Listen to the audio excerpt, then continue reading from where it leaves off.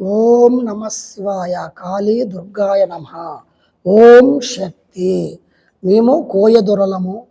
మా తాతలు ముత్తాతల కానించి పెద్ద గురువులు, అఘోరా గురువులు, నాగసాధువులు, ఋషులు, పండితుల దగ్గర ఉపదేశాలు తీసుకొని విద్యని నేర్చుకుని 10 మంది జనాలకు సాయం చేయాలనుకుంటూ ఎంతోమంది కుటుంబ సమస్యలు, భార్య భర్తల్లో ఏదైనా మనశ్శాంతి లేకపోయినా, కలహాలున్నా, గొడవలున్నా వాళ్ళను గురించి మేము అమ్మవారు పూజలు చేసి వాళ్ళకున్న సమస్యలు ఎట్లాంటివో తెలుసుకొని వాళ్ళకి కావలసిన అమ్మవారి రేకులు, యంత్రాలతోటి, తాయెత్తులతోటి వాళ్ళకున్న పీడ, పిచాచి, కర్మ, గాచారం, ఏదన్నా జనాల వల్ల, బంధుమిత్రుల వల్ల రుణబాధలు ఉన్న వాళ్ళకి, మనశ్శాంతి లేని వారికి, లక్ష్మీ నిలకట లేని వారికి, అప్పులు రుణాలు ఉన్నవారికి, వ్యాపారములో వృద్ధి లేని వారికి, ఆర్థిక ఇబ్బందులతోటి మనశ్శాంతి లేకోకుండా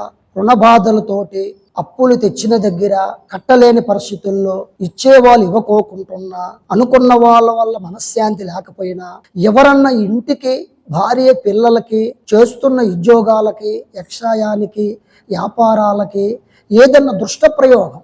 ఎందువల్లంటే మానవులు అందరూ ఒక తీరుగా లేరు. ఎవరి బుద్ధులు ఎట్లున్నాయో చెప్పలేము.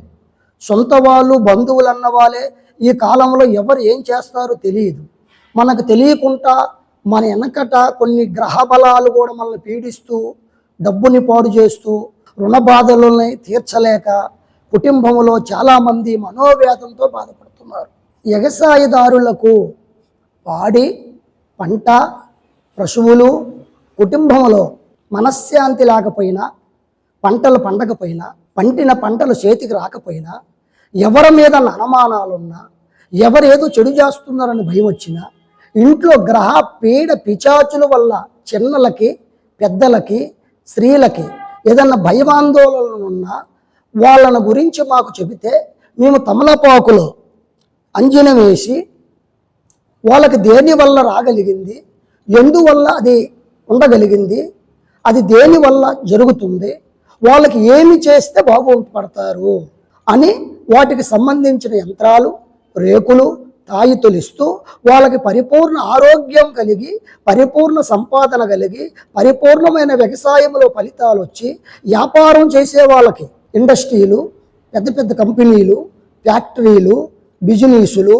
రియల్ ఎస్టేట్లు, రాజకీయ నాయకులు, వాళ్ళకి ఉన్న మనోవేదనలకి, వాళ్ళకి రావలసిన ఉద్యోగాలకి, వాళ్ళకి రావలసిన ఒక డ్యూటీలకి, వాళ్ళు అనుకున్న